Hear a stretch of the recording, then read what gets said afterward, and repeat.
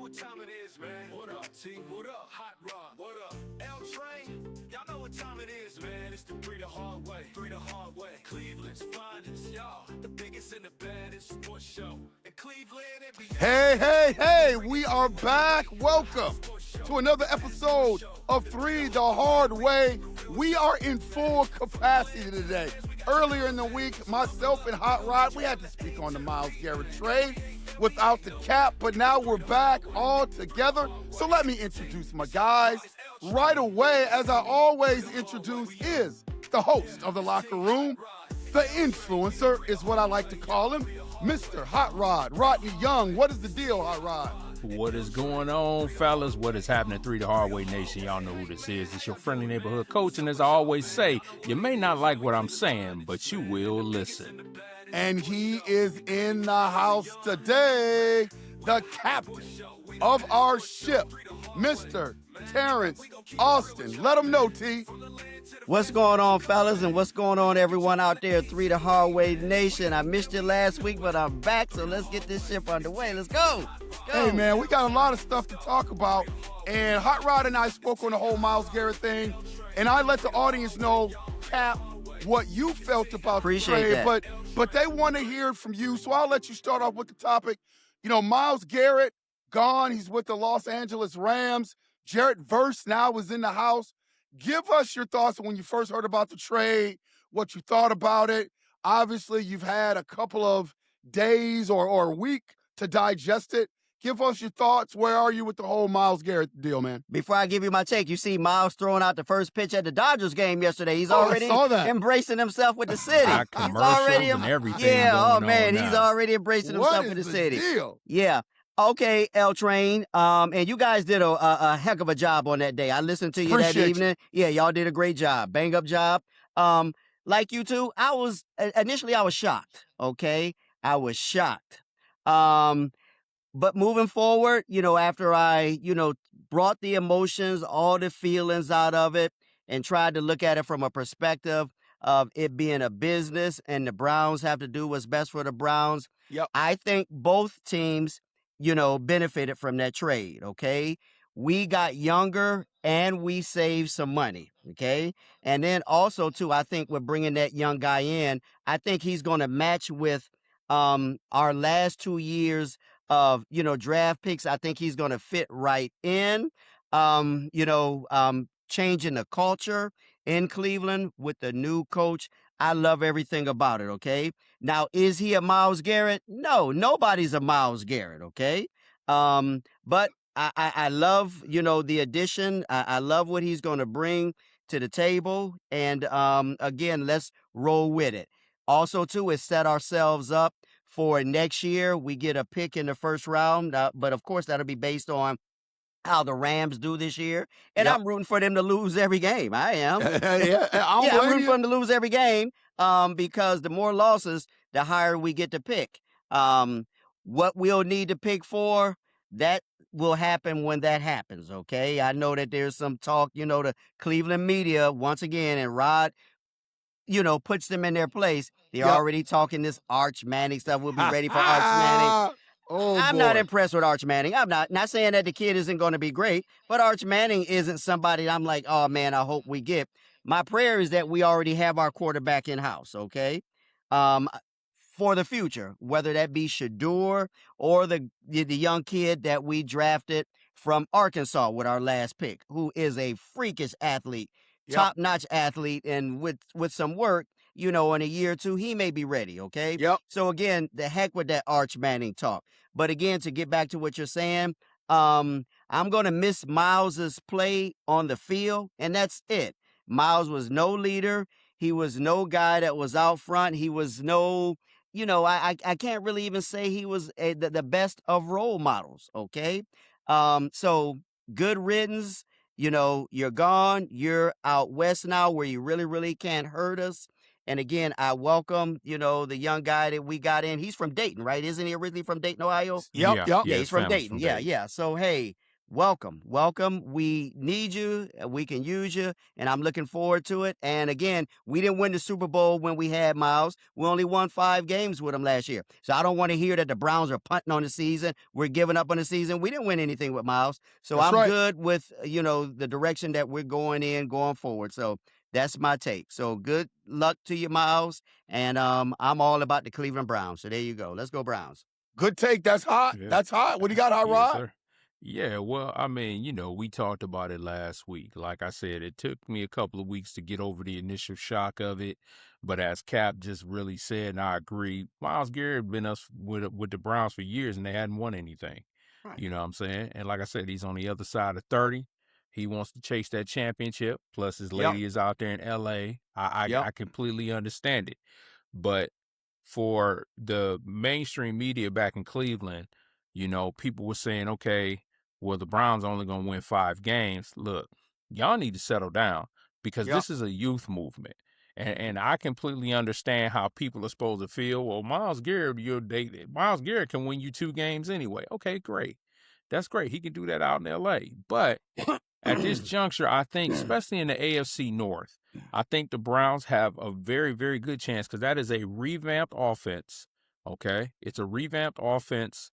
I love what they're doing. This is a Carson Schlesinger defense, and I'll ride with Carson Schlesinger. I sure will too. I believe this is a Carson Schlesinger defense. Mason Graham needs to step up this year. He's got that opportunity. He will. Okay, and Isaiah McGuire. It's their ball club now. All right. I know the question came up. I heard this week. Who's going to be the leader of the team? Denzel Ward. That's the guy. Now he's got to step up and he's got to be that leader. In terms of Myles, I said on the show, I said Aaron Donald wasn't thinking about returning. I have been corrected. There's been some reports that Aaron Donald is thinking about it. Right he's now, still in great shape. Right, yeah, but I don't think Aaron Donald wants to go through training camp.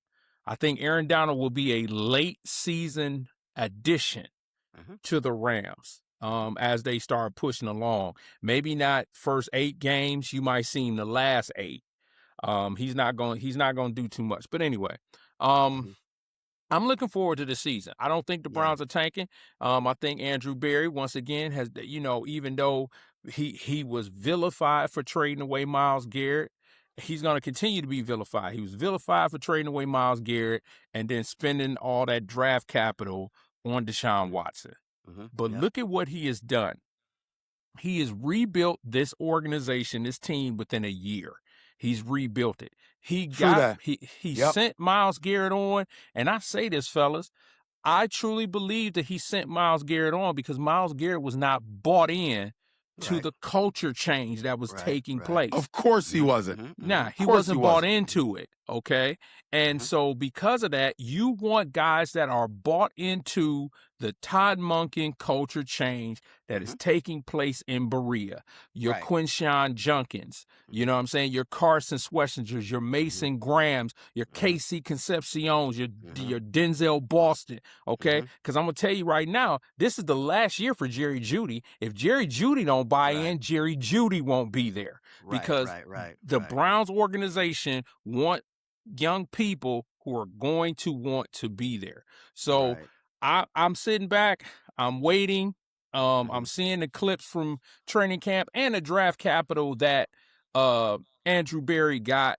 I told L Train on the show last week, everybody keep talking about Arch Manning. If Shador doesn't pan out, or that's Sellers' kid.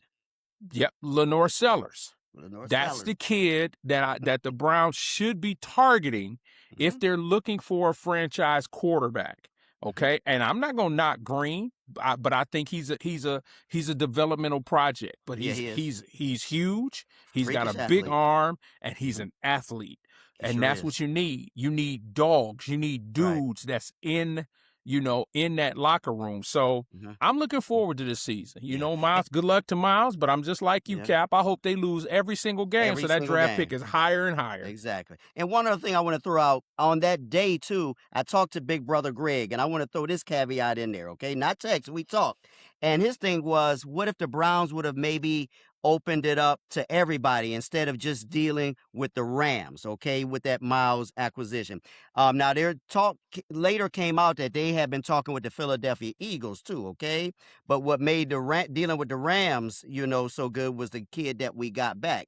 But initially, too, the talk was, could we have gotten more for Myles, okay, versus what we already got? And that was the talk out there early because Big Brother Greg said, hey, what if they would have made it known to all the teams in the NFL? Would Seattle have maybe given us, more? San Francisco, Washington, you never know. But again, getting back to the deal that was done, I am more than happy with it, along with, a pick in the first round next year, a pick in the second round the following year, and a pick in the third round. I'm good with that. But that Well, was the initial talk, though. shout out to Big Brother Greg. Yeah, Big Brother Greg. Big Brother Greg. That was his But take. here's the thing with Philadelphia. They wanted Jordan Davis. The Browns Okay. wanted Jordan Davis, and the Okay. Eagles were not willing to They were give up saying no. Jordan Okay. Davis. Okay. That's why Okay. the Philadelphia thing did not go through. Okay. There you And go. the Rams really didn't want to give up Jared Verse, but the Browns were not going to make that deal unless Jared Unless Verse he was came. included. And the only other reason that they didn't open up the market was, you got to think, Andrew Berry has a relationship with the Philadelphia Eagles. That's Yep. where he was an assistant GM there at a point. Okay. So he does have a relationship with the Eagles. He's been in bed proverbially with the Rams over the last year and a half. Okay. There's been reports that him and Sean McVay have been talking. The Rams have been chasing Myles Garrett for the last later heard year, that. almost 2 Yeah, I years. later heard that. Okay, they kept knocking on the door. Now, I do agree with Brother Greg. I think they could have got a king's ransom if they would have opened the door last year and said, Okay. we're willing to trade Myles Garrett. However, there was a $34 million cap hit last year if the Browns would have traded Myles Garrett Okay. We couldn't last afford that. year. That's Okay. why that didn't happen. Okay. Trading him this year, because of how the salary cap is expanded, they would have not had to take such a big dead cap hit. More economic sense. That's all. But Greg is right. Big Mhm. Bruh's right. Yeah. Mhm. Got to be a breath of fresh air for Todd Monken. Mm-hmm. That's what I say. Mhm. It's got to be a breath of fresh air. You've got somebody that wants to be there. Mhm. I don't know if you guys had an opportunity to watch his introductory interview. Oh, I did. He But killed it. Verse was like, I thought he was pretty candid. I thought he was Mhm. pretty sincere. Mhm. And he was like, I was upset for a minute. Mhm. Mhm. I was upset for a minute, but I understand that this is a business and you want to be wanted. And I'm going to enjoy being a Cleveland Browns. He is showing up at OTAs Yeah, where yeah. Myles Garrett was not. So just from a coaching standpoint, which I can appreciate, you want people that want to be with you and you want people in camp. So I'm just looking at it from a Todd Monken standpoint. Man, that has got to be a breath of fresh air. No doubt. When no doubt. it looks, shout out to Big Brother Greg. Mhm. When you look at what the Browns got back, I think people are looking at it kind of the wrong way. I think that you could have opened it up to a lot more teams, man, but they had to get Myles Garrett out of there, fellas. They had to get him the hell out of there. Yep. Sure They had to did. get him out. Sure did. Like Yeah. you Right. can't, you Right. can't wait. He wasn't showing up. Right. Who knows what was going on behind the scenes? Right. Right. You know, I'm sure Andrew Berry and Todd Monken was like, hey man, we got to get Yeah. him the hell out of here. And that is what they did.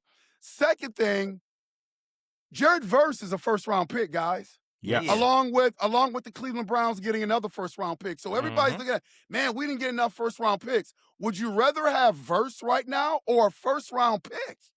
Like I Right. would rather have No Verse doubt, and the Verse. first round pick. No doubt. Now, if you could have added more first round picks, that remains to be seen. We don't know that, but I think that type of a negotiation would have taken a little bit of time. Right. All right. Mhm. And these simple moves, fellas, these simple moves like this, these moves can really invigorate a team. Mhm. And it really helps a coach like Todd Monken put a stamp on the culture that he is trying to build. Exactly. Here's what no one will ever say, because they're trying to show respect to Myles Garrett, and he deserves respect. Did a lot of good things for the Cleveland Browns. Mhm.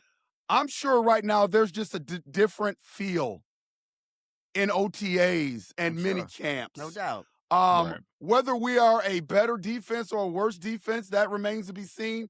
But I know the defense feels a little bit different. No The doubt. coaching feels a little bit different. Mhm. And here's what I want Cleveland Browns fans to get ready for.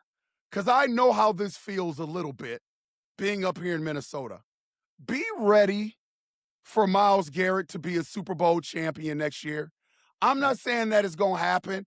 But if that happens, Just be that ready doesn't for it. mean it was a bad trade. Right. Right. It doesn't mean it was a bad. Let this Right. thing play out with verse and the direction that the Cleveland Browns Right. are going before we put a verdict on how good the trade is and how bad the trade is. Just be ready for that and emotionally be ready to deal with that because there's a good chance that that may happen, but it may. doesn't necessarily mean that it was a bad trade for the Cleveland Browns. Right. And to add to it too, L Train, the Rams, their needs were special teams, okay? Now, Yep. granted, of course, a guy like Myles will help you. And if Aaron Donald comes back, no doubt, again, if you're the opposing offense and you got those two guys coming at you, yes, a big deal. But again, like I listen to Rob Parker. Rob Parker say it's just extra dressing on the turkey.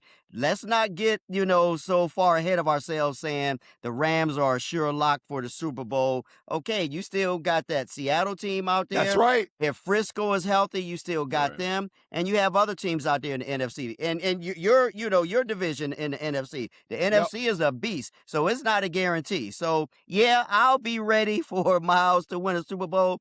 But guess what? It ain't happening. It ain't going to happen. It ain't going to happen. Not next year. It ain't going to happen. And for me, I would ask the Hard Way Nation this and my Cleveland Browns fans this. Would you rather have an unmotivated Myles Garrett or a P.O. Jared Verse?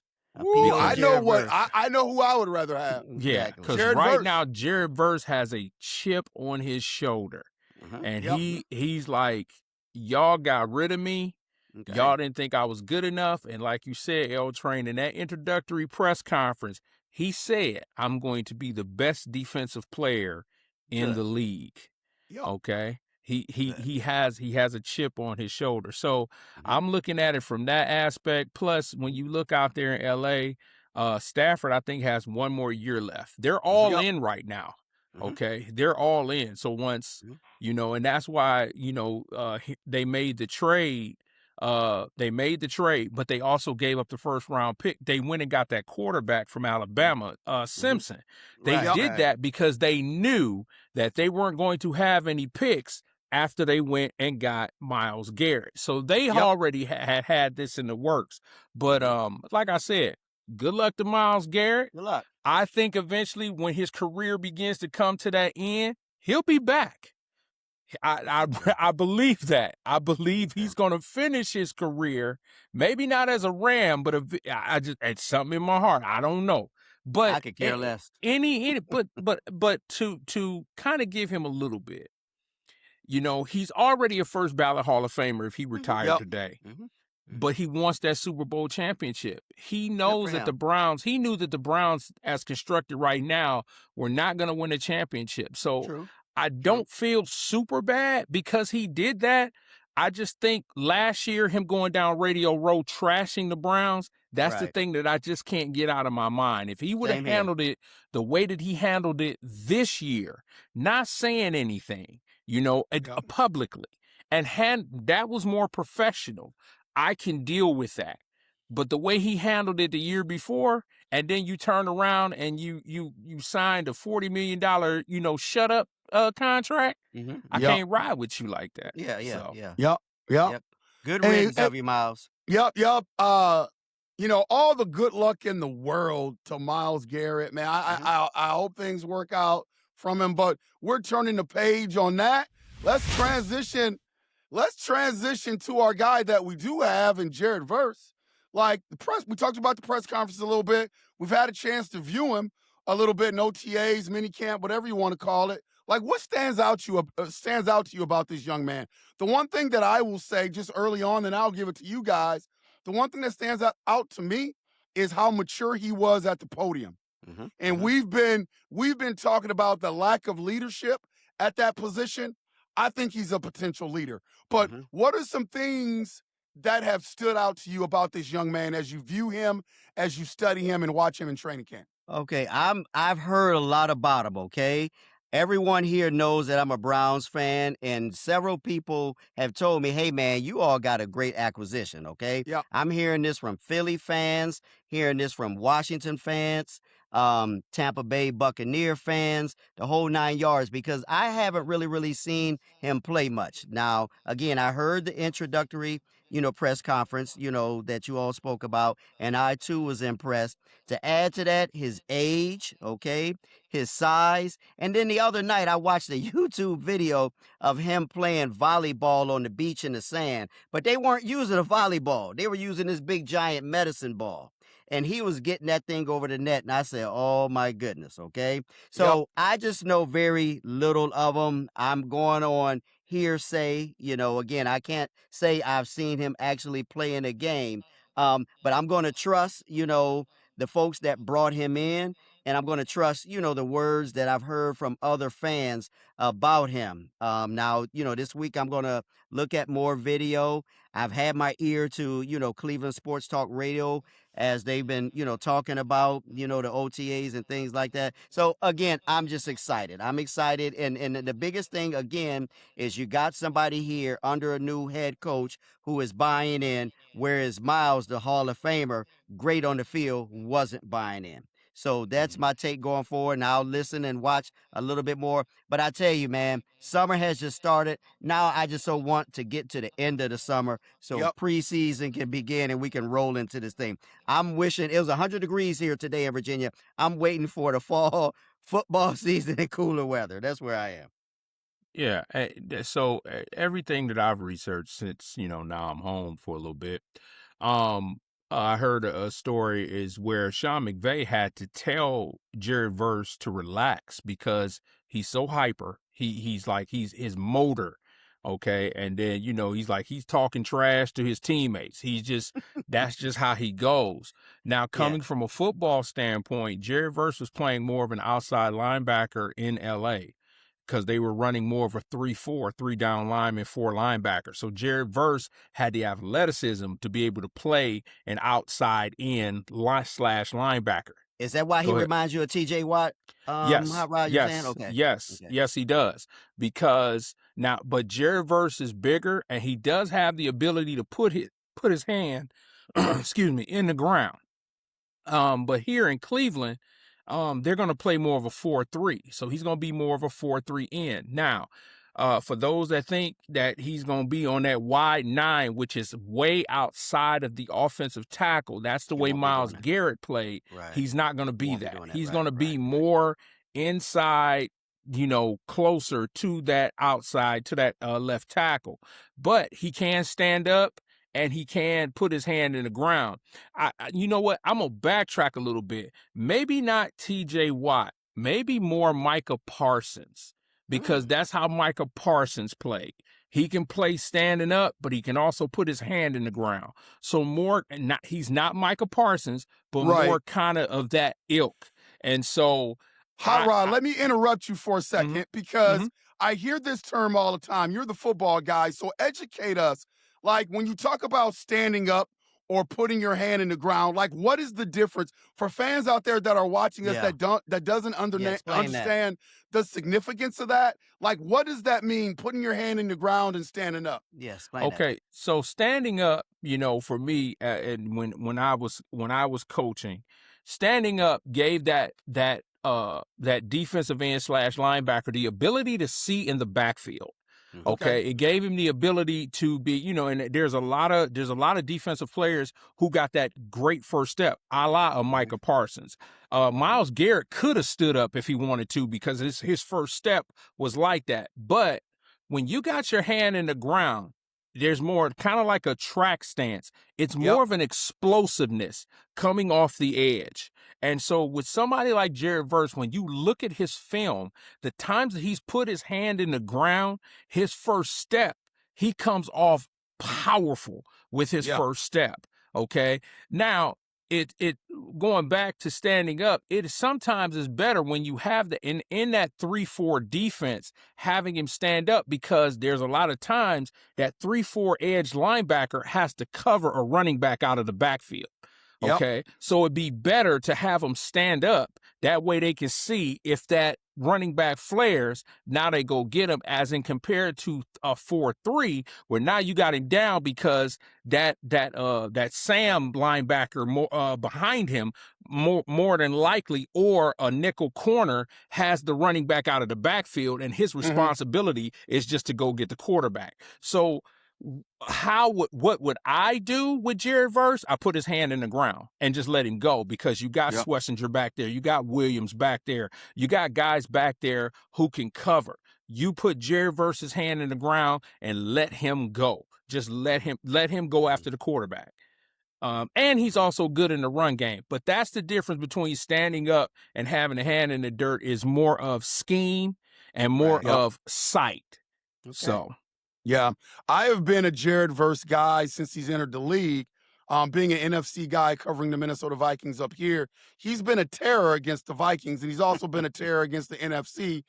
We drafted Dallas Turner ahead of Jared Verse. We had an opportunity to get Jared Verse, and I think the Minnesota Vikings took a lot of crap for that. And Jared Verse plays in a different system than B-Flow. Dallas Turner is not a scrub. But Jared Verse is legit. You know what's going to happen with this, fellas, when you lose a dynamic player like Myles Garrett, 23 sacks, setting the record. He is always going to be compared in that category. Sacks. You know, no one expects for him to get 20 plus. Right. But I think the expectation is for him to get at least double digits. Is that fair? That's unfair. Bringing in a guy like Jared Verse? Yeah, it's unfair. Yeah, it's unfair. Because again, you're talking about experience. Miles has more experience. This kid is younger. Okay. Also, what else? It's unfair if they do that. Okay. Again, but especially our media, the mentioning of Myles is going to be continued on to a point where we become sick of it. But to answer your question, no, that would be unfair. It would be unfair. And I agree. I think it'll be unfair. Because number one, Cincinnati, Baltimore, Pittsburgh, they're not going to double team Jared Verse. They're gonna assume to play in Jared Verse straight up 1-on-1.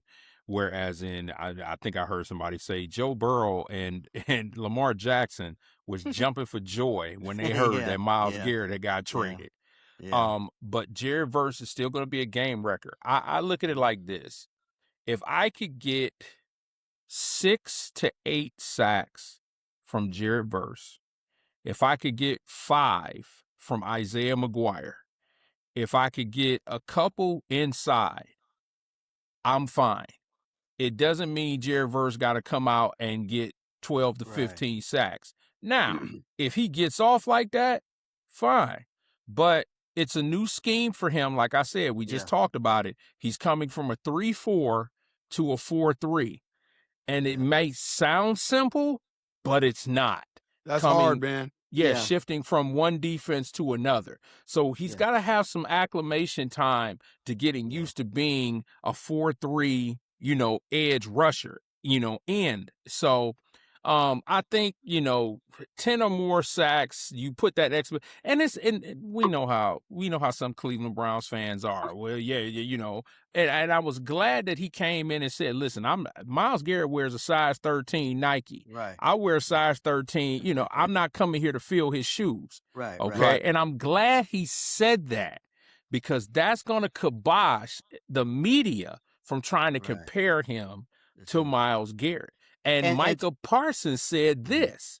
He said, I'm glad Myles is over here, but where it's a few sharks over there in the AFC, he said it's a bunch of sharks over here. Over there. And so what Micah Parsons was saying is it's going to be a lot different. Myles not going to get off as free in the NFC as he did in the AFC. He just, that's what Micah's telling him. He's not going to get off like that. But Myles Garrett is a once in a generational type of player. Yeah. They said the same thing about Reggie White. They said the same thing about Lawrence Taylor. They said the same thing about Bruce Smith. And them guys got what they had. They did what they needed to do. Right. And to add to what you're saying too, Hot Rod, I ain't even looking at it from a sack standpoint. I just want on a continuous basis us to get off the field on third down. Okay. Sometimes in the past we've had a problem with, extending drives. Okay. When it comes down to third down, I want our defense to be able to do what they need to do on a continuous basis and get off the field and let the offense come back in. That's what I want, even more so than sacks. Yeah. Absolutely. But that's going to come up. Yeah. I mean, no doubt. when you have a season like Myles had last year, breaking the record, that's what the common fan is going to look at. Hey, did he get close? Yeah. Single digits, I think for most common fans would be unacceptable. But if he's making plays in other areas, people that have an eye for football, for me, that is perfectly acceptable if we're getting off the field in third down. I think that's a great point. I'm just talking about, the common fan out there that likes to spin these negative verbal connotations or whatever you want to call it to start things rolling. But I agree with you, Cap. I think us getting off the field, this defense staying solid is more important. There you go. Absolutely. There was a visitor, fellas, in camp. There was a how should I say it? There was a college coach. It wasn't prime time. Prime time was not in camp, but Dabo Swinney made a sighting in Berea. And Hot Rod heard about it. For all intents and purposes, I don't want to step on your toes, Hot Rod, if that's part. But I heard about that. We can save that take for. But I just want to throw that out there just early on that there was a Dabo Swinney sighting. Yeah, jump on it, Hot Rod. Dabo showed up. But I'm gonna hold off Just on save my it. comments on that. That that Deshaun was. Yeah, let me shut up. All right, let me be quiet right now. I'm gonna hold off on that. But yes, Dabo Swinney did show up. He came to visit. Deshaun Watson, and yeah. I think Todd Monken in his presser made a great statement. I believe it was Mary Kay Cabot. Forgive me if I'm wrong, but she asked him about talking to Prime Time. Would he be willing to talk to Prime Time? And I loved his answer. He goes, I have so much respect for the man. I would call him up. He could tell me where to be. I would hop on a plane or whatever, and I would be there. I would love to talk to him. So I love that answer about Tom. I'm becoming more of a Todd Monken fan each time he opens his mouth and talks. He seems to be very credible, very sincere, very candid, and someone that seems to be a leader of this organization. I didn't get that from Kevin Stefanski, guys. Have you been impressed with Todd Monken? Very much so. And again, he's an older gentleman.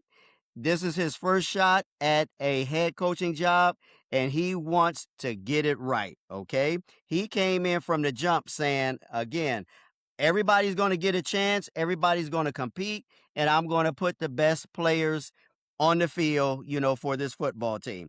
I can care less what the media's saying. I can care less what the fans are feeling or not feeling. My job is to win games and put the best people in the right spot. Again, he's coming from Baltimore. He knows what good quarterback play looks like, so I'm going to trust that he makes the right call.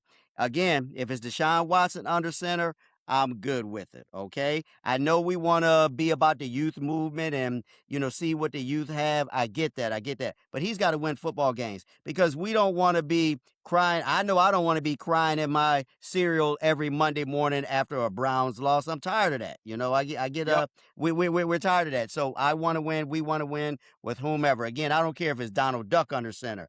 I trust that that Todd Monken is going to put the right person there. That's my thing. You said Donald Duck. I don't care if it's Donald Duck. That's it. Cap, Donald Duck, that would be quackers, man. I'm telling you. But listen. I don't care. But listen, here we go. So Todd Monken, to me, has come in, and not only does he know the direction that he wants to go in, he understands the culture that needed to be implemented in Cleveland because he was there before and he Right, saw right. the dysfunction Right. that came from the top of the organization all the way down. So him being with Coach Harbaugh in Baltimore for so many years, him winning a national championship in Georgia, he understands how to win. But the Right. one key that I love about Coach Monken is he understands how to deal with the Cleveland sports media Yes. because he understands when they trying to set him up Yeah. and he's very candid. He understands that they trying to get a story, but they're not going to get it from him. He said something in his presser the other day. He said, I have 2 starting quarterbacks. Right. He said that. He said, I have 2 starting level quarterbacks. He broke that thing down. And he's very honest. When you ask him a dumb question, he might even tell you it's dumb. That I want honesty and I want candor coming from my head coach. I want a guy that's gonna get in my face and tell me that I ain't worth 2 plum nickels rubbed together, but gonna be in my corner when I'm doing things the right way. One of the things that Monken talked about in press conferences before is, he said it on 92.3 The Fan. He said, I don't like bad football. Right. Yeah. That's what he said. I don't like bad football. And so, of course, the Cleveland sports media ran with it saying he was throwing shots at Kevin Stefanski because Right, they're all right, they sure stupid. did. They're stupid. They don't know. What he's saying is he wants execution. And when you listen to some of the people who are at camp and every minute of every second of OTAs, they have been installing, they have been coaching. You say you hear Coach Monken's voice all over the place. He knows that the Browns are looked at as the laughingstock of the NFL. He also understands the passion of the Browns fans. And that's why I'm saying these teams and these people who think they going to count the Cleveland Browns as a W, they got something else coming because that team is going to be fast. They're going to be physical. They're going to be smart. They're going to get after it. And Todd Monken is going to make sure that they're prepared every week. I'm not saying they're going to win 10 games. I'm not saying they're going to the Super Bowl. Right. But I'm saying they're going to look better tomorrow than they did yesterday. Yep. No more coming on the field with the wrong play on your wristband. Remember that? That ain't gonna happen. Oh, yeah, that my kind of God. stuff like that. How yeah, that ain't embarrassing happening. Yeah, was that that kind of stuff's not happening. for Right. an organization?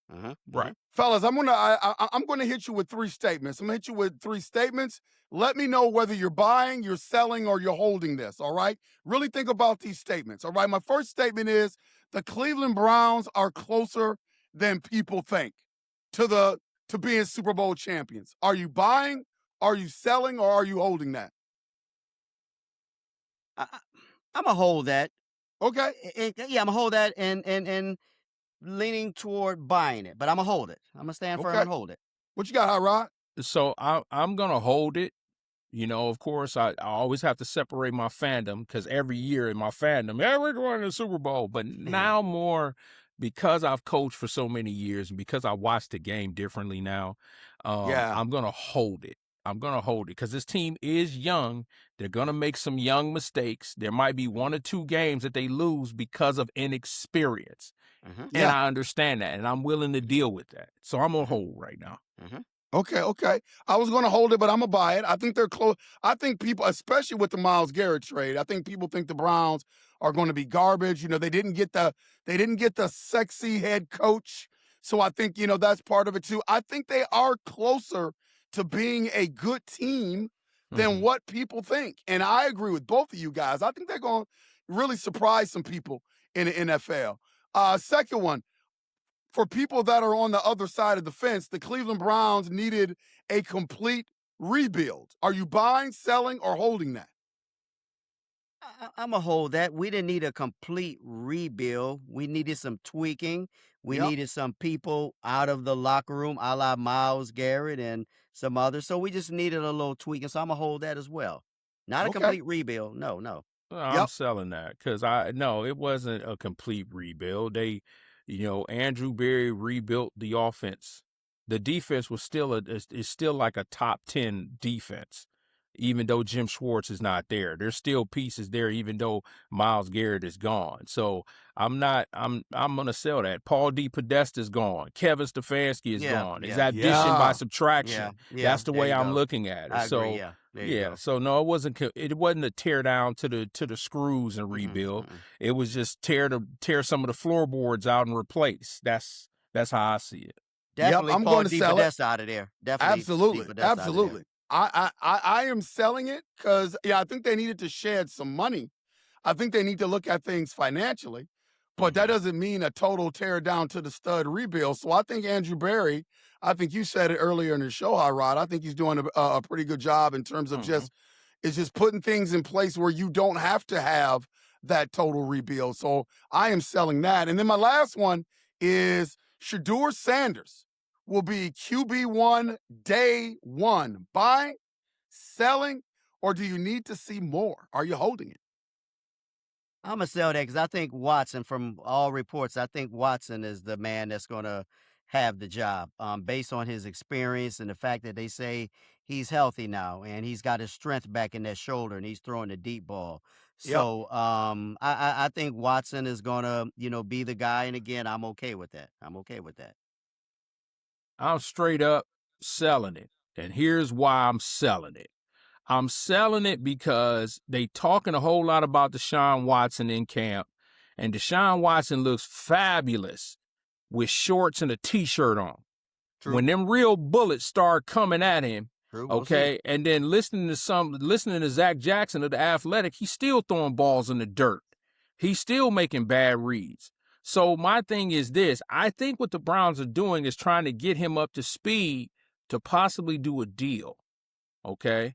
Now, like I said, they do have him as an insurance policy for Shedeur, okay, because Green is not up to speed, and I don't think Dylan Gabriel will be around. After Jared Verse pretty much snatched his number without paying him for it, I don't think he's going to be around too much longer. I mean, if I'm Dylan Gabriel, man, I'm asking to be released. This is the disrespect. But I'm selling it because I think Shedeur is doing enough to give him the starting position. And once again, let me do this. I am not a Shedurian. I want you guys to understand this. I'm not a Shedurian. If Deshaun Watson gets the job, okay, I'm fine with it. But I just keep saying, I don't know why you will waste your time with Deshaun Watson knowing that you're not going to re-sign him. So don't waste your time with him. Shedeur gave you 7 games. He went 3-4. You revamped this offensive line. Junkins is coming back healthy. You got him some weapons. Give him the opportunity to tinkle it down his leg. And if it does not work out, you got draft capital to go get the quarterback that you need for next year. So just for clarification, Hot Rod, you would be buying that because Shedeur would be QB1. Yeah, so you would be buying it. I would say this. I'm going to hold. I'm going to hold because I think this is going to be a legit quarterback competition. And a lot of things is going to be spelled out in training camp and in those preseason games. I don't think this is a situation that has a false bottom like the Minnesota Vikings and Kyler Murray and J.J. McCarthy. Like, I think right now it's Kyler Murray's job. He's QB1. But yet the verbiage that's coming out of Minnesota Vikings training camp is that this is a competition. That's a load of BS.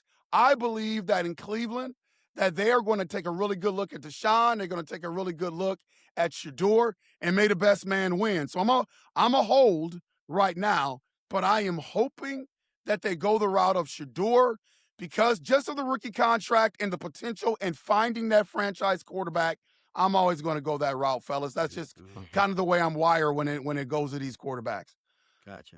Great job on that. Buying, selling, or holding. We got to transition a little bit, fellas, to the NBA playoffs. Our Cavs aren't in it, so we don't have to spend a whole lot of time. But number one, are you surprised? Are you surprised right now, fellas? The New York Knicks go into San Antonio on their home floor. San Antonio, along with the Knicks, one of the hottest teams in the NBA, they didn't just take one from them. Took 2. They took 2 from them. Took 2 from them. and gave the Spurs every opportunity to walk through the door, but they didn't. Yep. You surprised that the Spurs are down 2-0? Yeah, I'm a little surprised that they are. But that and now, being that they're down 2-0, or they're down 0-2, I think, gentlemen, I think I don't see them going into Madison Square Garden It's and gonna be winning tough. Game 3. Yeah, It's gonna I be don't tough. see them doing it.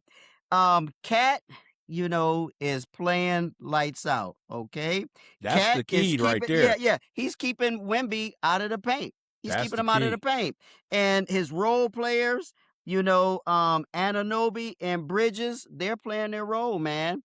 I used to say that Donovan Mitchell was better than their point guard. No, I don't think so, man. Just like for years they used to try to say that who was a kid up in Washington? Used to try to say he was better than Kyrie. What's his name from Kentucky? Oh, why am I drawing a blank? They used to play for the Wizards. John Wall. John Wall. John Yeah, for the Wall. longest they used to say that John Wall was better than Kyrie. I said, no way, no way. Now again, I thought, Donovan Mitchell was better, than their point guard. And I don't know why his name escapes me, but no, he's not. That kid is clutch, man. Now he hasn't played well in the first 2 games, but down the stretch when you need him, oh man, Brunson has been clutch. He's been clutch. Man, I tell you, we might have to get ready for New York winning this thing, and the New York fans Lord, are no. going to go crazy. They're going to They're go gonna crazy. be so obnoxious. Oh man, they're going to be worse. You know how I'm bouncing all around. We talk about what is the biggest thing in the area in New York. If the Knicks are the biggest thing in New York, they're bigger than the Yankees. They're bigger than the Mets. They're bigger than the Giants. They're bigger than the Jets. All those boroughs, when the Knicks are winning, man, they love it. They love it. I think they're going to burn down that city if they win a championship, man. Yep. But they're headed there. Man, they're headed there. They're headed there. Wemby, nothing against them. Nothing against him. Again, his best basketball is 3 years ahead of him, okay? Yep. The kid is great. His best basketball is 3 years ahead of him. But Karl Anthony Town has his number, and he has shut him down. I don't see them winning Game 3, man. The Spurs, you can stick a plastic fork in them, man. They're almost done. They're almost done. Yeah. So the Knicks right now are hotter than fish grease. Just to be honest, they have run, I believe, in I know somebody in the Three the Hard Way Nation, but correct me if I'm wrong. I think they've run off 16 straight. Is it 16 They straight? haven't Okay. lost. Yeah. They haven't lost, yeah. They lost to the last loss Atlanta. they had was to Atlanta. Atlanta, yeah. And that was the first round. They've Yep. run off 16 straight. They are hot. They are. Okay. They are hot. And like I said, it's all about timing. And the New York Knicks got it together at the right time. Now, when it comes to the San Antonio Spurs, I just think right now that the moment is too big for them. Okay. When you look at Wemby in Game 1, Wemby got gassed. He's Yeah, he never did. played that much basketball. He's played in Europe. He's never played that extension of the regular season because remember, he sat out last year. He Right, had right, the the blood blood clots last blood year. clots, yeah. So he sat out last year. Mhm. So you can see that the fatigue is getting to him. Where I'm a little bit more disappointed is that they have not attacked Jalen Brunson defensively, and that's De'Aaron Fox. De'Aaron Fox has sacrificed a lot of his game to try to get everybody else in, but De'Aaron Fox is a problem. And I Is think he healthy though? Is he healthy though? he Hot may Rod? not be He healthy may not be, because yeah, he may not I'm be, a yeah, little yeah. shocked that he has not attacked Brunson as much as he should. Yeah. But the whole key right now has been Cat. Karl Okay, yeah. Anthony Towns has been playing out of his mind. Spreading the He floor. has playing attacked in the Wemby. paint. Yeah. He's spread the floor. He's played solid defense without fouling. He's done a tremendous job. Okay, he's done a tremendous job in terms of attacking Victor Wembanyama, and I think and so I'm not saying 4 games. I think it'll be a gentleman's sweep. I think San Antonio will get 1. But the way that the Knicks are playing, it could be 4. Yeah. If they don't get it tomorrow, Hot Rod, they're done. If they don't win tomorrow night, they're done. It could be they're 4. done. And I know we'll have some Knicks fans that are come across here.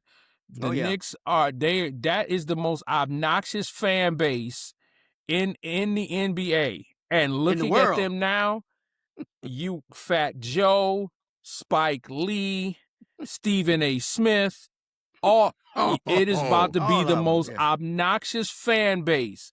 You got to turn the TV off. Because they haven't I think the last time they won a championship, I think Phil Jackson was playing for them. It was in the 70s. Yeah, in the 70s. Uh-huh. So, but you cannot take away the fact that Mike Brown has done a fantastic job in getting these guys to play together and accentuating their strengths. And also, Rick Brunson, Jalen Brunson's father, is an assistant coach, and Brunson's dad got them over the hump in game 1 because Mike Brown had a press conference and said they were just complaining about the officiating, which has been absolutely terrible. Game 2 was an absolute football game that took place. I'm watching dudes hit the floor while the officials are standing right there. Of course, and it's Tony Brothers. When you know officials by their names, gentlemen, you know they're not very good. Okay. He lives here. Yeah, Norfolk's own. Yeah. Hopefully he'll be back there sometime soon. He's running for mayor next year. He's going to retire. He's running for mayor of Norfolk. He's running Good luck to him, because he's one of the worst officiators I've vote. seen in a long time. But Rick Brunson told Mike Brown to stop complaining to the referees and focus on the game. And when he got everybody to focus on the game, that's when they came back and they beat San Antonio. And then in game 2, Wembanyama had a horrible turnover. I think it was like 104 or 104 or 104 or 103. He got the rebound and he passed it when they thought he was going to keep it and turned it over. You know, Jalen Brunson got it, hit the clutch free throws, and they won the game. Yep. So I think the moment is just too big for the Spurs. Yeah. So, but, you know, good luck to the Knicks. But if the Knicks win, I'm not watching ESPN for the next month. I'm not turning on any sports talk for I'm done. Just listen to local sports. I'll just listen to Cleveland local sports talk. Yeah. And us. I'll listen to us. Yeah, exactly. Hey, I listen, man. I'm a little disappointed in my brothers right now. I'm a little disappointed in Hot Rod. I'm a little disappointed in the Cap. And here's why I'm going to say this, because you guys are supposed to be my brothers, man. And you guys know what I went through with Sam Darnold winning the Super Bowl. Y'all keep bringing up Big Cat. You know, come on. I'm still in therapy right now from Sam Darnold. I completely forgot. I completely forgot. You guys keep throwing Big Cat up in my face. But no, very, very great takes when it comes to that.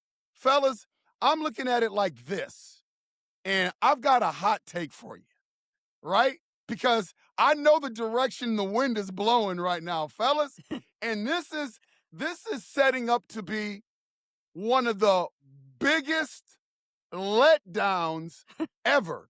This is Cleveland-esque without LeBron James. This is going to be, I think this is going to be delicious because the Knicks are up 2-0. They're coming back home to the Garden. Who in their right minds right now, Hot Rod said it, they won 16 in a row. Mm-hmm. Who in their right minds would pick against the New York Knicks right now? Right. You got Stephen A. Smith acting the fool. You got Spike Lee acting the fool. You got everybody's feeling good right now. They're up 2-0 like they've already won the championship. But as Hot Rod says, on contraire, mon frere, you're playing. You are playing against one of the best iconic players that has ever suited them up in Victor Wembanyama. Mm-hmm. And here's my take on the San Antonio Spurs. They lost game 2 because of an inexperienced young coach.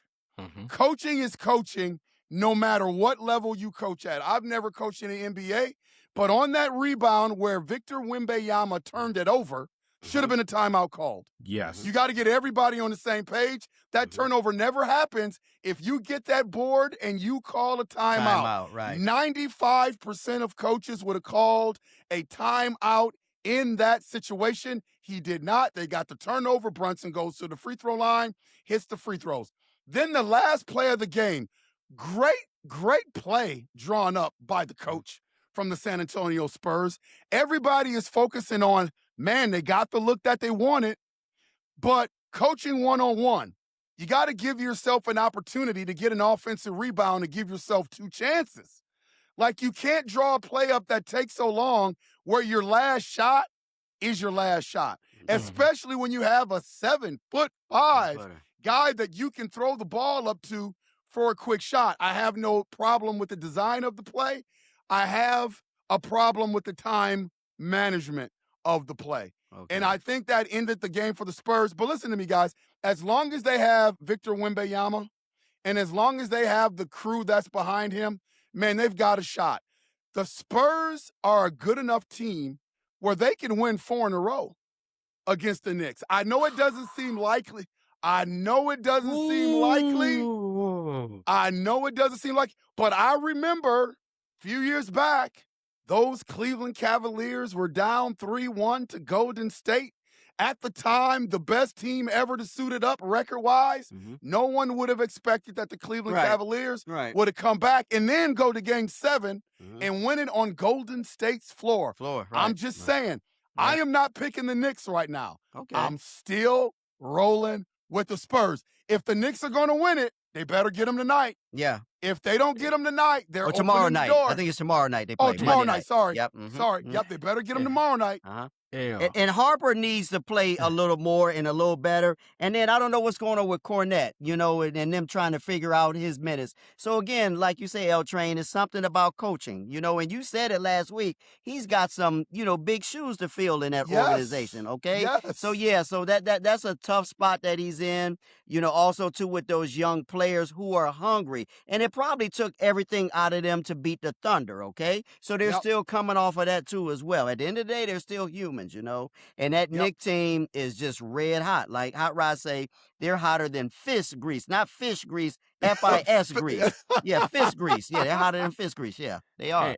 They are. And Al, do you understand what you're saying? Do you realize? I understand. I do. do. You realize that would be a monumental collapse. Yeah, that's why it's going to be delicious. 3-1 against Golden State was monumental. This will cause general managers, coaches, players in New York. That place would burn down MSG if they lose a 2-0 lead and lose the NBA championship. That would be. I'm okay don't get with me it wrong. happening. I'm okay don't get with me it wrong. I sit back with my popcorn and have a belly laugh watching First Take that next day after the Knicks blow a lead like that. Steve, they had that bag that I had on my head a few weeks ago. He had that bag on his head.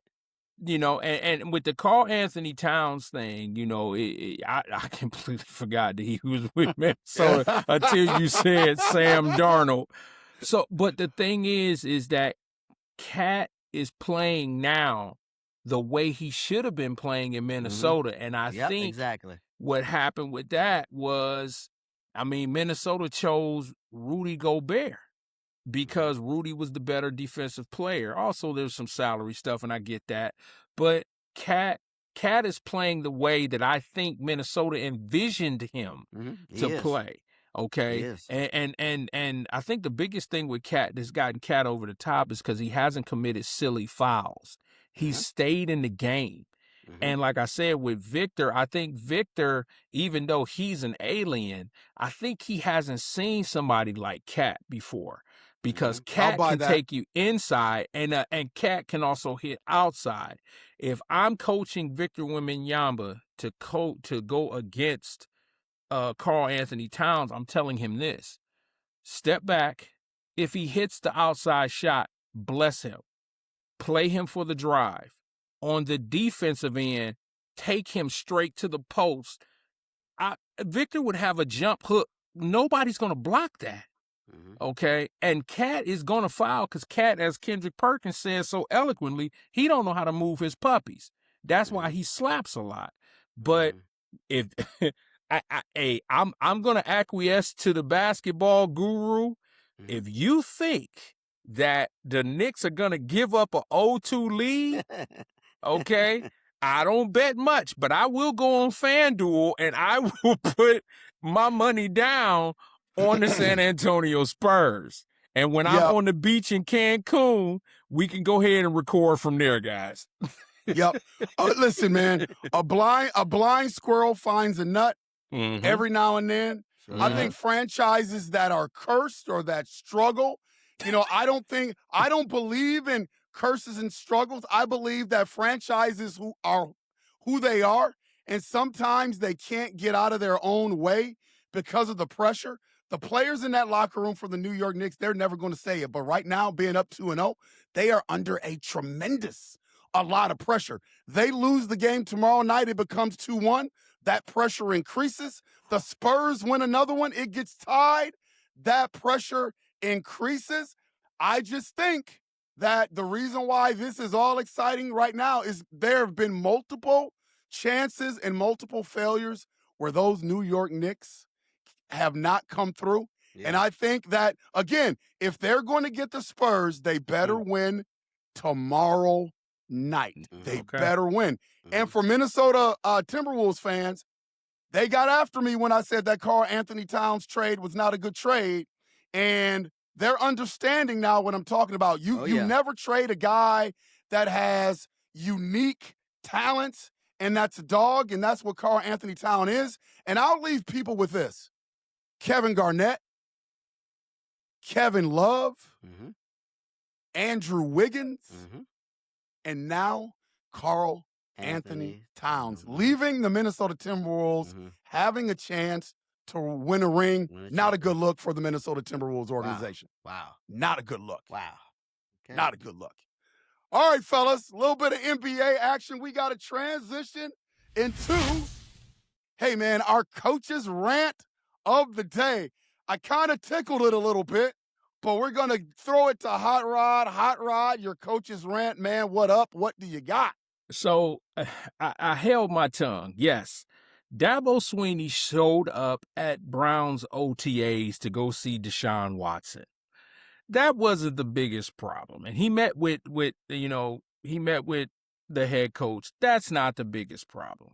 The biggest problem is that Mary Kay Cabot made this an extravaganza. But when Garrett Bush in the barbershop of UCSS had the interview with Deion Sanders, Coach Prime, and Coach Prime said, I wanted to come and meet with Todd Monken.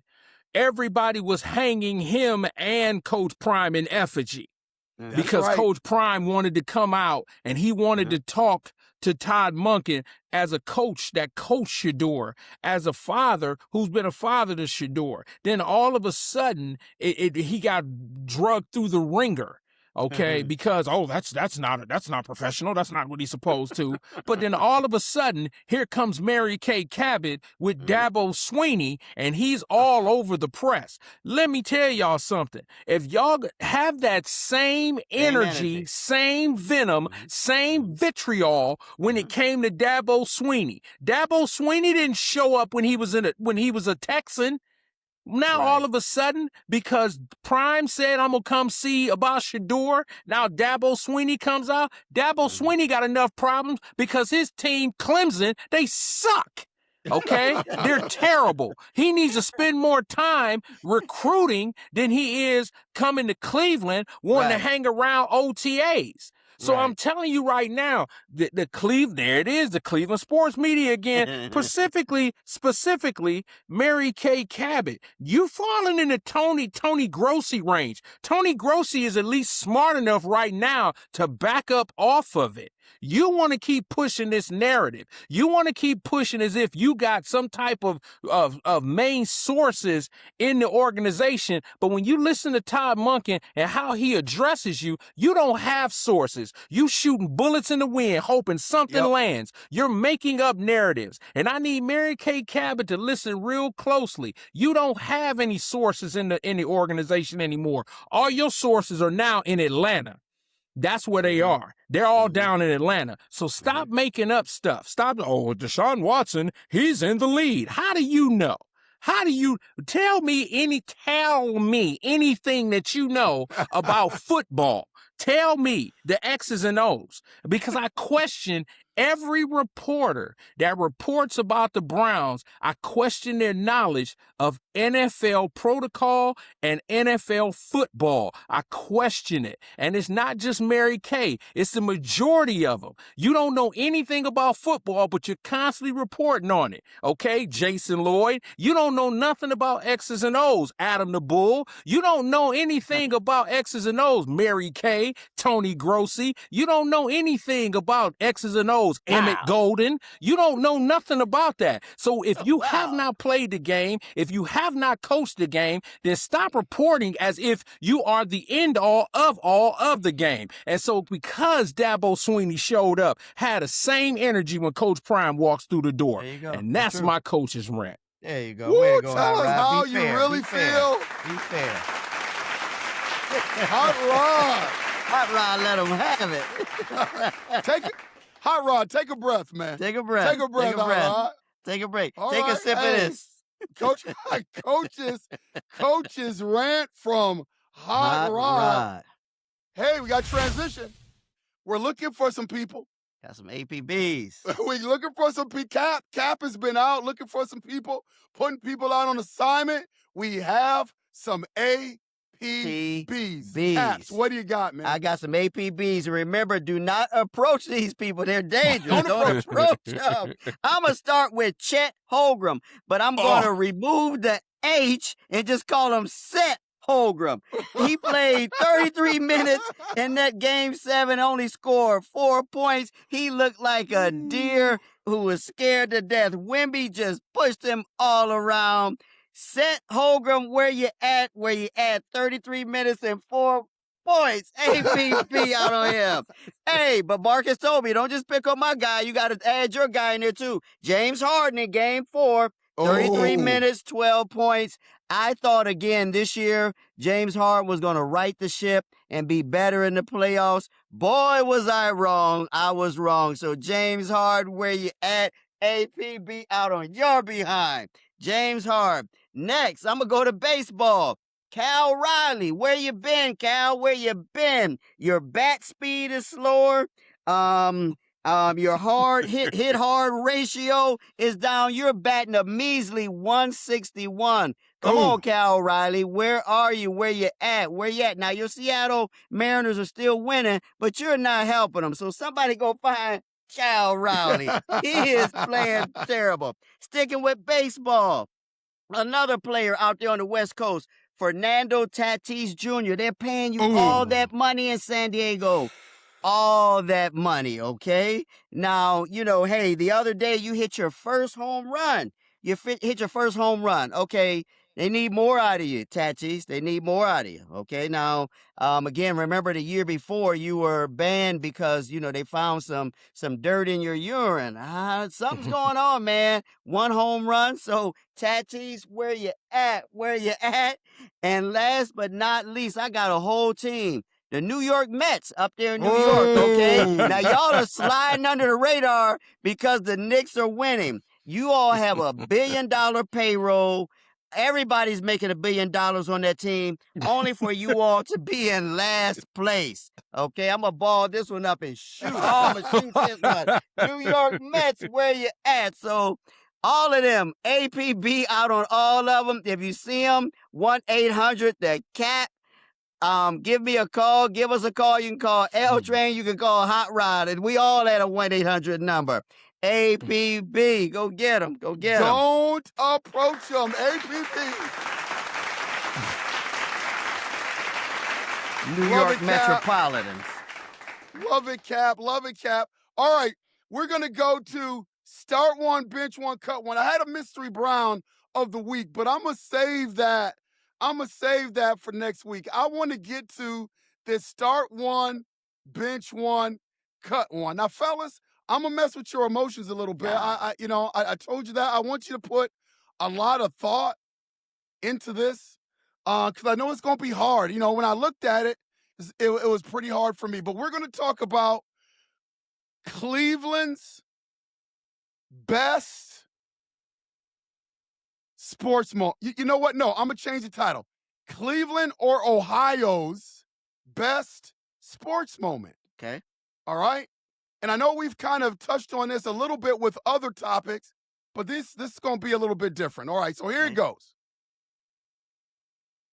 My first one that I'm going to throw out there is the Cleveland Cavaliers, their 2016 NBA championship. You got to throw that out there.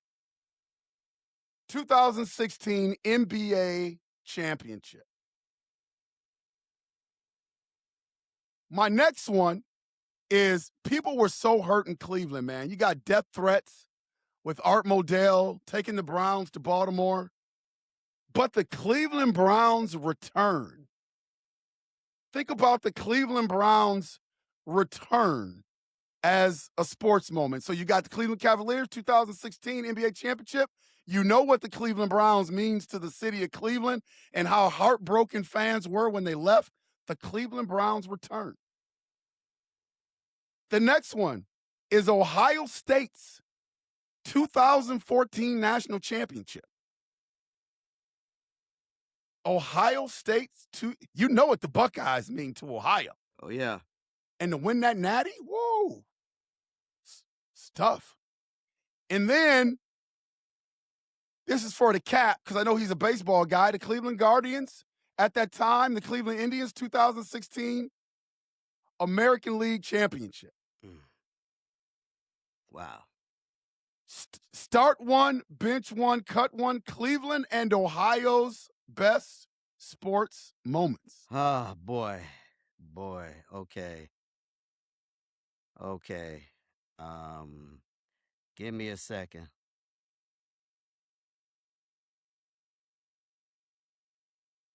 It's tough, fellas. Yeah, this is a tough one. And listen, the toughest part of this is what the heck are you going to erase? Yeah. Okay, let me go first. Okay. I tell you what, I'm going to start because we're a football town. The Browns return. Okay. That was what I'm going to start. Okay. I'm going to start that.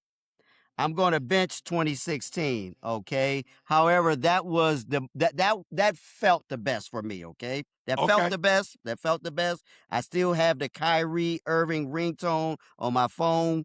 When Mike Breen called him hitting that three over Steph, that's what happens when my phone rings. Irving the Curry or Irving, well, you know what he did when he dropped it over Steph, okay? So that's what I'm going to bench. I'm going to cut the 2014 Buckeyes. I'm going to cut that championship, and I'm going to erase 2016 because that year we would have had two champions in baseball and basketball had we won that Game 7 against the Cubs in that rain delay, okay? I'm going to erase that one. So, again, start the Browns, bench the Cavaliers, cut the Buckeyes in 2014, and erase 2016 the ALCS. All right. Wow. All right. All right. This was probably the toughest one I've had. I'm gonna be honest with you, and I'm really not convinced about the way that the order that I have this in. That's how good this is. Okay. So I'm going to start the 2016 Cavs. I mean, sentimental to me because that was a championship that my parents got to see before they passed. There you go. With my dad. With my dad. Yeah. There you go. Yep. They got to see a championship. I'm going to bench the Browns' return. It was very emotional, but I'm going to be honest with you. I knew the Browns were going to stink when they came back, so I wasn't really excited. I mean, like, football-wise, I was excited that they were back, but in terms of, I am going to cut the Indians 2016 ALCS. That was rough. And I'm going to erase, this is the roughest, I'm going to erase the national championship of the Buckeyes in 2014. Wow. Wow. I can't argue with any of those takes. Yeah. I mean, it's hard. It's hard. I was so devastated. And I was like Cap. You know, I was going to put a bag over my head and just walk around Minnesota when the Cleveland Browns left. Everybody knew I was a big Cleveland Brown fan. When the Cleveland Browns left and when the Cleveland Browns came back, man, I honestly teared up. You know, that first game, seeing the Browns back in Cleveland, seeing the crowd and how happy people were. Like when the Browns left, fella, I couldn't imagine a time where the Cleveland Browns wouldn't ever be a part of Cleveland. And when the Cleveland Browns initially left, I thought they were gone forever. Mm-hmm. And so to see them back on the field, man, that's where I start. I got to start that. I just got to start that. Okay. Then I go to I would bench the Cleveland Cavaliers 2016 NBA championship. Down 3-1, never thought that the Cavs would come back. First championship for Cleveland that I had ever seen. LeBron James made it happen, returning from the Miami Heat, Kyrie Irving, Kevin Love, and the crew. I just loved it for the city of Cleveland, so that would be my bench. I can never erase or never would want to erase a national championship. So I would cut Ohio State's 2014 Natty. Wow. I remember that very, very well. And so I would have to cut it. And then the Cleveland Guardians or the Cleveland Indians 2016 American League Championship, they did not get it done. I remember the rain delay. But if I had to erase something out of the four, man, it would have to be that. So, Wow. yeah, I would start the return. Wow. I would bench the championship, NBA championship. I would cut the Natty, and I would erase the Cleveland Guardians 2016 American League Championship. Wow. That's where I am, fellas. There you go. It's a tough one, man. Wow. Yeah, that was Tough tough. one. Okay. Yep. All right, fellas, time for our parting shots. I'll go first. Trey Phelps, outfielder for the Georgia Bulldogs baseball team. You know, the college baseball playoffs are going on right now. Women's was decided earlier in the week with Texas winning. But this kid, Trey Phelps, look at his numbers, okay? He's going to be playing in the major leagues. The other night, and they're still in the tournament, against Liberty, he hit a dinger that they're still looking for, okay, to put his team ahead 2-1. However, as he was rounding the bases, okay, yeah, he was a little flamboyant. And when he got to home plate, they kicked him out of the game and then banned him from the next game. Come on, baseball, okay? You know, what's wrong with a little celebration? Now, they want to say he was taunting. It's kind of borderline. Okay? Again, remember, these are kids, okay? They didn't have to eject them from that game and not allow them to play in the next game. I tell you, baseball, again, continues to be run by a bunch of get-off-my-lawn old guys, okay? Lighten up, fellas. Lighten up. It's not all that, okay? Again, these are just kids, okay? Again, he was pointing in the audience where his family was, and they kicked the kid out. I didn't agree with it. You all can watch it. Like I say, Trey Phelps for the University of Georgia, and man, can he play. He can play. But come on, baseball, let's lighten up. That's why you all are having a hard time bringing in younger players, bringing in the young people to, watch your sport and enjoy your sport. I love baseball. I love the game of it. There you go. That's my party shot. Great party shot. I like it. My parting shot is, unfortunately, I want to send condolences to the Chicago Bulls and to the family of Stacey King. Stacey King passed away today at 59 years old. Oh, wow. I didn't know that. Stacey King was a member of the Bulls championships. I really remember when the Cavs played the Bulls and Danny Ferry punched Michael Jordan in the face, and then they went back to Chicago, and Stacey King was sent to avenge for Danny Ferry, and they would not put Danny Ferry in the game. But Stacey King was also a commentator for the Chicago Bulls network. And Yeah. you I didn't know, know just that. condolences to the entire Bulls family, and Wow. definitely condolences to Stacey King's family. He was also a wonderful college basketball player as well. So my Yeah. parting shot is condolences to the organization and to Stacey King's family. Okay. Wow. Didn't know that. Great parting shot. I believe Stacey King played for the Minnesota Timberwolves as well later on in his career as well. Yeah, great part. I had not heard that Yeah, I didn't hear Yeah. that either. Wow. about Stacey King. Life So is thanks for bringing precious. that. Yeah, thanks for bringing that to the forefront. My parting shot, I thought I saw on social media, Cap, that it was Mrs. Austin's birthday recently. Yeah, it was. Yeah, my Right. mother. Yeah, yeah, she turned 82. Yep, my parting shot goes out to Mrs. Austin and her birthday. Listen, Mrs. Austin, one of the greatest women to ever grace this earth. And I just wanted to send a shout out to her. I saw her birthday. You're looking good, Mrs. Austin. Appreciate I it. love you. Greg loves you. Can continue to do well. She was the type of person that was always loving to us on the street. There was a lot of kids on our street, so very loving. But when she needed to be firm with one of us, she was really firm. My mom and dad loved the Austins next door. Couldn't have better neighbors. But I saw that on social media earlier in the week, and I just wanted to send a shout out to Mrs. Austin. Thank you for everything that you have done for me. I hope you had a really, really good birthday. That is my parting shot. Thanks, L Train. Yeah, Absolutely, man. we're brothers. We grew up next door to each other. Yeah, we're family. We're Yep. family. Yeah, we're family. Yep. Absolutely. Fellas, another great show. Another great show. Appreciate your time. Anything you want to say to 3 The Hard Way Nation out there before we get out of here? Everybody have a great week. Tell a friend about us and come on back next week. Come on back next week. Absolutely.